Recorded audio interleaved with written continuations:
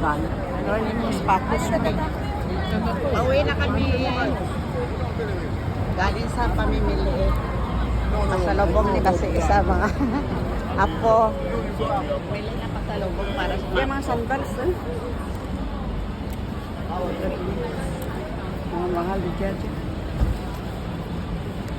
Marami lang. May mga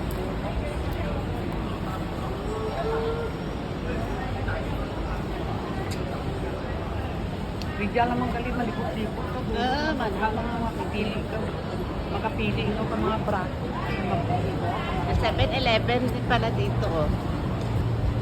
7-Eleven dito sa Hong. Pero masarap ang mga dito.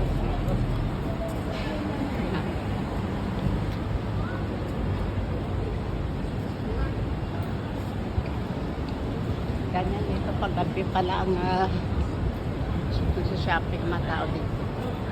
Pagtanghali, mga 11 na, wala pang bukas. 11 sila yata nag-start na magbukas ng mga malls. Ito ba ni isang siprato pang pagsingpintala sa tuwiligan eh.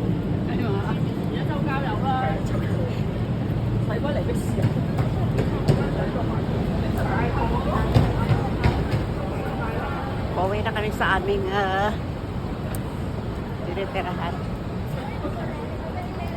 Kaporte namin ngayon. Bukas sa 5 days uwi na kami. Pero whole day kaming ikot bukas dahil ang aming buwan gabi naman. Yan ang galit kita malagaw lago. Napirahan to. Pagani rin lahat na. Mga namit.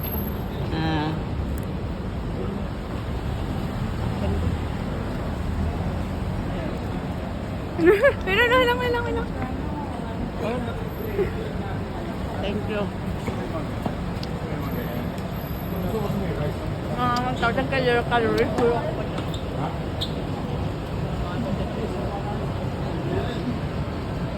Pera kayo na.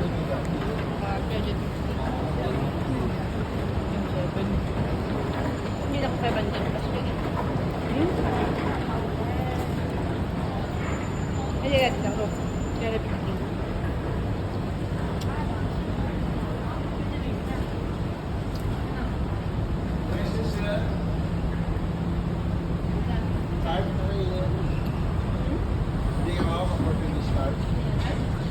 Portuguese egg tart.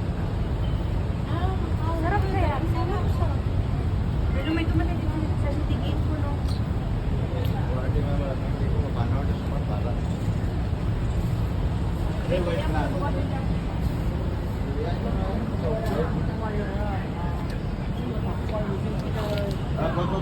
Malikot lang kali kato. Aray lang ato. Tapos kung nagtumamahal, naglibot lang dito rito ba kita kain na? Diyan na ato. Ako hindi. Ano makansa?